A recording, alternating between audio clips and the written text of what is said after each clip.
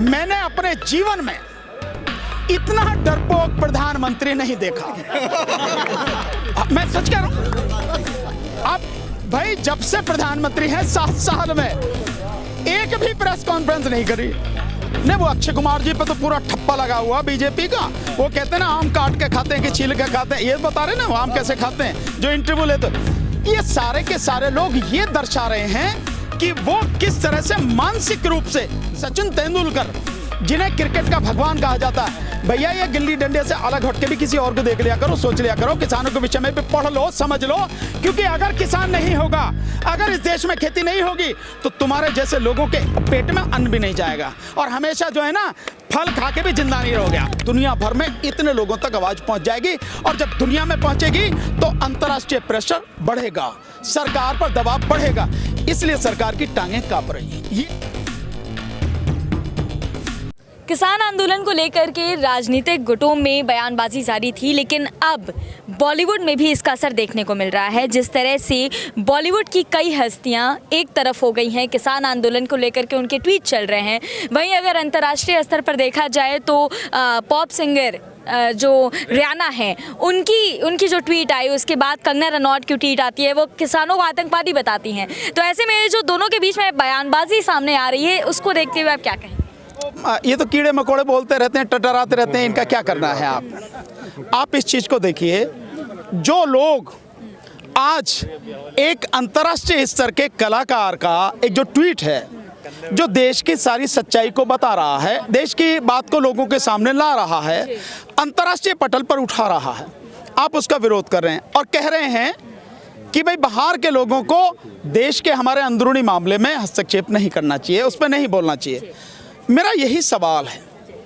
आपने बात उठाई, बहुत अच्छी बात, बाहर के लोग हमारे यहाँ हस्तक्षेप नहीं करें, पर मुझे वो सारे कलाकार ये बताएं कि जिस समय कश्मीर में अनुच्छेद 370 को हटाया गया था, ये मोटे मोटे शब्दों में मैं नहीं कहूँगा क्योंकि मेरी भाषा जो ठीक नहीं रहेगी, वकील की भाषा, धारा जो बोलते हैं, धारा नहीं है वो अनुच्छेद है। अनुच्छेद 370 को जब खत्म किया गया था, उसके बाद में आप लोगों का ध्यान होगा 2 बार, एक बार नहीं 2 बार, यूरोपियन यूनियन की जो संसद है, उस संसद के 20 से 25 सांसदों को एक बीजेपी की संस्था वहां से यहां लेकर आई थी और उन्हें सैर कराई थी कश्मीर की, और उन्हें दिखाया था कि देखिए जैसा हल्ला मचाया जा रहा है कि कश्मीर में इतना अन्याय हो रहा, अत्याचार हो रहा है, ऐसा कुछ नहीं, आप सारे देख के जाओ। और वो बीजेपी के ही तरह के लोग थे। यूरोपियन यूनियन में तकरीबन 70 सांसदों का एक गुट है जो दक्षिणपंथी, यानी जिसे कहें कट्टरवादी है, और ये बीजेपी वाले भी दक्षिणपंथी कट्टरवादी हैं। इन्हीं की विचारधारा के से लोग थे जिन्हें वहां लेके आए थे, ये उन्हें दिखाया था। तो मेरा सवाल ये है, जब बाहर सरकार लेकर आ रही है बाहर के लोगों को, तब जो है देश के आंतरिक मामले में हस्तक्षेप नहीं था क्या? तब भी हस्तक्षेप था ना। तो अगर आपको इतना ही दर्द हो रहा है तो आपको तब भी बोलना था, या अभी भी मुंह पे जो आप चुप्पी रहना था, आपको मुंह पे ताले लगा के रखते, जब आपको समझ ही नहीं है, जब आप चीज़ों को जानते ही नहीं रहे हैं कि देश में और अंतर्राष्ट्रीय स्तर पर कैसे जो घटनाक्रम है कैसे घट रहा है। और दूसरी बात यह है, वो कलाकार वो हैं जिनके चाहने वाले, या यूँ कहो कि जिनके फॉलोअर, जिनको मानने वाले, जिनको पसंद करने वाले इस देश के प्रधानमंत्री मोदी जी से भी दुगने हैं। इतने उनके मानने वाले हैं, 10 करोड़ से ज़्यादा उनके मानने वाले।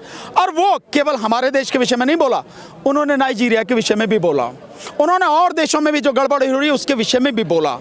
तो एक कलाकार अगर वो इतना संवेदनशील है कि दुनिया के एक हिस्से में कहीं कोई घटना घट रही है जिसमें लोगों के अधिकारों का हनन हो रहा है, लोगों को बेवजह परेशान किया जा रहा है, उसमें अगर अपनी आवाज़ बुलंद कर रहा है वो, तो इसमें आपको दिक्कत क्या है? पर दर्द क्यों है? इन्हें दिक्कत क्यों है? इन्हें दिक्कत यूँ है कि एक जिसके इतने मानने वाले हैं, फॉलोअर हैं, 10 करोड़ से ज़्यादा है, तो इसका मतलब यह है कि दुनिया भर में अगर उन्होंने आवाज़ उठाई है तो उनके सारे फॉलोअर उसको पढ़ेंगे। मतलब यह है कि आज जो आवाज़ यहाँ तक है, केवल उस व्यक्ति के उठाने से दुनिया भर में इतने लोगों तक आवाज़ पहुँच जाएगी, और जब दुनिया में पहुँचेगी तो अंतर्राष्ट्रीय प्रेशर बढ़ेगा, सरकार पर दबाव बढ़ेगा।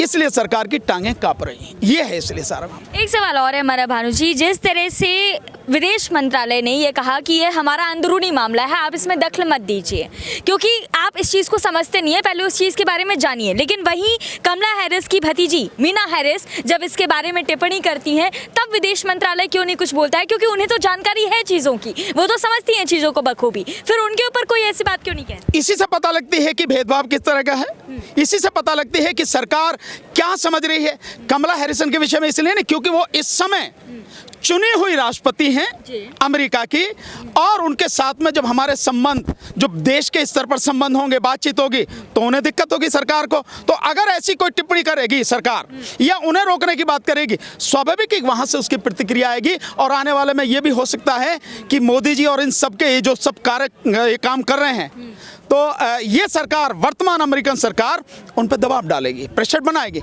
इसलिए जो है उससे बचने के लिए सारी चीज़ें की गई हैं। मैं यही कह रहा हूँ कि आपके पैमाने दो तरह के हैं, एक के लिए कुछ, दूसरे के लिए कुछ। अगर आप इतने ही साफ सुथरे हैं, इतने ही आप अगर सही हैं, तो पैमाना भी एक ही रखिए ना, उसमें दिक्कत क्या है आपको? नहीं, वो अक्षय कुमार जी पे तो पूरा ठप्पा लगा हुआ बीजेपी का। वो कहते हैं ना आम काट के खाते हैं कि छील के खाते हैं, ये बता रहे ना वो आम कैसे खाते हैं, जो इंटरव्यू लेते।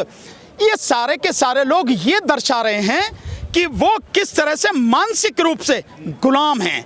एक बड़े कलाकार होते हुए भी, नो डाउट ये बड़े कलाकार हैं, इसमें कोई शक नहीं है, अच्छी फिल्में बनाते हैं, लेकिन इतनी अच्छी फिल्में बनाकर भी, इतने बड़े कलाकार होकर भी मानसिक रूप से अगर गुलाम हैं, तो मैं नहीं समझता कि इस बड़े होने का मतलब क्या है। और ये उसी गुलामी को ढो रहे हैं, उसी गुलामी के तहत ये सारी बातें कर रहे हैं। मुझे दिक्कत एक बात की है कि सचिन तेंदुलकर, जिन्हें क्रिकेट का भगवान कहा जाता है, भैया ये गिल्ली डंडे से अलग हट के भी किसी और को देख लिया करो, सोच लिया करो, किसानों के विषय में भी पढ़ लो, समझ लो।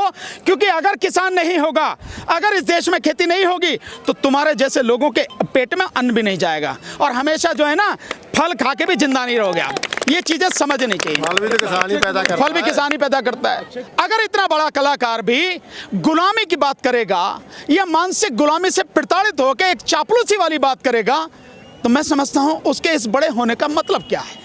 तो उन्हें जो बात करनी चाहिए, उन्हें बात करनी चाहिए जो सही है। अगर किसानों की बात गलत है और तुम में इतनी हिम्मत है, तो तुम एक बार एक्सप्लेन करके दिखाओ, कानून पढ़ के बताओ कि किसानों की बात ऐसे गलत है। तो तुम्हें पता नहीं है और ये बातें कर रहे हो, तो इसका मतलब यही माना जाएगा कि तुम सरकार के दबाव में आके या सरकार की गुलामी करते हुए किसानों के विरोध में खड़े हो। अब एक किसान तो राजनीति, वो जो भाजपा है, जो आरएसएस है, सरकार तो राजनीति कर रही है, तुम बेवजह काय को फंस रहे हो इसमें। अगर माना कल सरकार बदल गई, फिर क्या होगा भाई? ये भी तो ध्यान रखना चाहिए ना। इससे बड़ा अपमान इस देश के अन्नदाता का, इस देश के प्रत्येक व्यक्ति का हो नहीं सकता है। ऐसा दुनिया के इतिहास में कहीं नहीं हुआ। दुनिया की बात कर रहा हूं मैं, केवल यहाँ की नहीं, भारत की नहीं, दुनिया के इतिहास में ऐसा कभी नहीं हुआ कि आंदोलन के लोगों को रोकने के लिए आप कीलें गाड़ रहे हो, और एक जगह नहीं, आप 3 जगह गाड़ रहे हो। आप तो शर्म आनी चाहिए सरकार को, डूब के मर जाना चाहिए सरकार को। लेकिन ऐसी सरकार जिसने लिहाज शर्म सारी बेच खाई हो, नैतिकता जिसकी पूरी तरह से खत्म हो गई हो, और जो कहती तो जरूर है सबका साथ, सबका विकास और सबका विश्वास, लेकिन उसके लिए साथ किसका है? अंबानी का साथ, अडानी का साथ, और इन्हीं दोनों का विकास और इन्हीं दोनों का विश्वास, बाकी बात खत्म। पर इससे पूछो इतनी सी दिल्ली लेके क्या करेगा? अबे तो भारत है पूरा है। अब दादा ये अजीब बात है, इतनी सी दिल्ली के लिए, और दिल्ली में भी 3 जगह लगा के हम 15 जगह से घुस गए, भी 15 रास्ते खाली हैं। अगर माना हमने वो रास्ते रोक दिए, तब क्या करेगा? है नहीं है। सो ये निश्चित रूप से न केवल डर है, बल्कि नासमझी है, और मैं इससे भी ऊपर कहूं तो गुंडागर्दी है। और मैं तो कह रहा हूं और गाढ़ें और लंबी चौड़ी लगावें कीलें, और टैंक लगा दें इसके पीछे, और जो 15 रास्ते खाली पड़े उन पे भी लगा दें कीलें। इससे बढ़िया तो कोई काम ही नहीं होगा। और हमें कुछ नहीं कहना चाहिए, हम आराम से जो है उन्हें देखते रहो तमाशा। बाकी मैं समझ रहा हूँ आज कीलें उखड़नी शुरू हो गई, अभी तो आप ही ने दिखाया, तब कीलें उखड़नी शुरू हो गई हैं। देखिए ये जो मूर्ख व्यक्ति होता है, जो नासमझ व्यक्ति होता है, और उसके जो सलाहकार हैं सारे ही मूर्खों, वही ऐसा काम करता है। कोई भी संवेदनशील सरकार ऐसा काम नहीं करती है। कोई भी मसला हो वो बातचीत से हल होता है। और एक चीज बहुत सीधी सी है, किसान ने जो कानून मांगा नहीं, तुम वो कानून लेकर आए हो। किसान कह रहा है ये हमें नहीं चाहिए, तो तुम्हें वापस करने में क्या दिक्कत है यार? बहुत छोटी सी तो बात है। अच्छा, जिस तरीके से देखा जाए, कल जो है राज्यसभा के अंदर जो है कुछ पार्टियों के सांसदों ने इस पे बात करनी चाहिए, लेकिन उनको मार्शल बुला के बाहर निकाल दिया गया, 3 दिन के लिए निष्कासित कर दिया गया। क्या सरकार वहाँ भी डरती है? नहीं, निश्चित रूप से। देखिए, अगर किसी को डर नहीं है, मानो मुझे डर नहीं है, तो मेरे से आप जितने चाहो सवाल पूछो, आप जो मन में आए बात करो, आप, मुझे डर नहीं है। पर अगर मैं डरूंगा तो भागूंगा ना, नहीं यार अभी नहीं, अभी रहने दो। ये सरकार निश्चित रूप से डर रही है कि कोई सवाल ना पूछ ले, क्योंकि संसद में अगर सवाल पूछ लिया गया तो वो संसद के रिकॉर्ड में आ जाएगा, हमेशा के लिए इतिहास बन जाएगा, लिखा जाएगा बाकायदा, चाहे लोकसभा में या राज्यसभा में। संसद की जो कार्रवाई है उसमें लिखित होता है, दर्ज होता है वो, इसलिए इतिहास जो है ऐसा ना बन जाए। और जो ये गुंडागर्दी करती है सरकार, वो होती नहीं है। उसके राज्यसभा के और लोकसभा के जो सभापति हैं उसको हटा देते हैं उसमें से, इसलिए डरती है। और मीडिया से भी इसीलिए डरती है। आप लोगों के ऊपर इसीलिए तो हमले हो रहे हैं। वो मनदीप पुनिया को इसीलिए तो गिरफ्तार किया, उसने सच दिखा दिया वहाँ का कि ये गुंडे हैं और ये खड़ी है पुलिस और ये गुंडागर्दी कर रहे हैं, पुलिस कुछ नहीं कर रही, उसके संरक्षण में है नहीं है। तो हाँ, ध्यान रखना आपका भी आएगा। और इसी तरह से इसी तरह आने वाले टाइम पे तो सरकार, देखिए, मैंने अपने जीवन में इतना डरपोक प्रधानमंत्री नहीं देखा। मैं सच कह रहा हूं। आप भाई, जब से प्रधानमंत्री हैं 7 साल में एक भी प्रेस कॉन्फ्रेंस नहीं करी। अबे तुम औरों को नहीं बुलाते जो तुमसे ज्यादा सवाल पूछ सके, खरे सवाल पूछते हैं।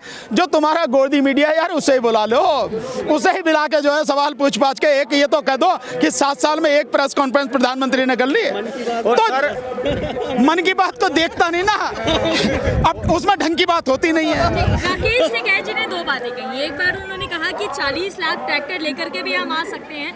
आज उन्होंने मन से ऐलान कर दिया है कि अक्टूबर तक यहाँ रुकेंगे किसान अगर उनकी समस्या का समाधान नहीं होता है। कैसे देखते हैं आप? नहीं, मैं इसमें सिर्फ ये कह सकता हूँ, बाकी तो वही उसका जवाब उन्हीं से लिया जाए। पर मैं ये कह सकता हूँ, अक्टूबर दिसंबर ये मायने नहीं रखते हैं। 2021, 2022, 2024 मायने नहीं रखती हैं। मायने केवल एक बात रखती है, सरकार जब तक इन तीनों कानूनों को वापस नहीं लेगी और एमएसपी को कानूनी दर्जा नहीं देगी, और एमएसपी भी वो जो स्वामीनाथन कमीशन के हिसाब से C2 यानी जो आज की तारीख में है उससे 1.5 गुना करके उसको कानून नहीं बनाएगी और 23 की 23 फसलों पर देने के लिए व्यवस्था नहीं करेगी, तब तक ये किसान आंदोलन जारी रहेगा, बिना रुके बिना झुके जारी रहेगा।